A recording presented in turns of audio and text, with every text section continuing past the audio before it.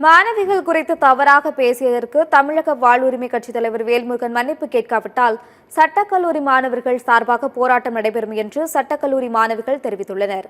தாவேகா விருது வழங்கும் விழாவில் பங்கேற்ற மாணவிகள் குறித்து தவறாக பேசியதை ஏற்றுக்கொள்ள முடியாது என்று தெரிவித்துள்ளனர்.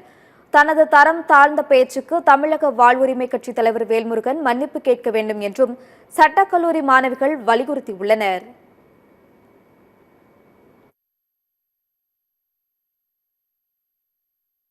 மதிப்பெண் பெற்றவங்க எல்லா மாணவர்களையும் கூப்பிட்டு பாராட்டு விழா 2 கிராம் தங்கம் கொடுத்து அதுக்கு ஏத்த மாதிரி ஊக்குவிச்சிருக்காரு. இது அவங்க பெற்றோர்களையும் அந்த குழந்தைகளையும் வார்த்தையாலையும் அவர் கொச்சையாகவும் பேசியிருக்கின்றார். அதை வன்மையாக நாங்கள் கண்டிக்கின்றோம். ஒரு தலைவர் நம்மளை பாராட்டுறாரு அப்படிங்கிறப்ப அதை நீங்க கொஞ்சம் இதுபடுத்துங்க, அவங்களை என்கரேஜ் பண்ணி கொடுங்க. நீங்க ஏன் இது பண்றீங்க? அவங்களை இழிவுபடுத்துறப்ப ஏன் பேசுறீங்க? சரி, இன்ன வரைக்கும் அந்த மாதிரி ஆக்ஷன்ஸ் கொண்டு வரல. இதுக்கு மேல கம்ப்ளைண்ட் ரைஸ் பண்ணி அதுக்கேற்ற மாதிரி நாங்களும் கொண்டு வர இது பண்றோம் சார்.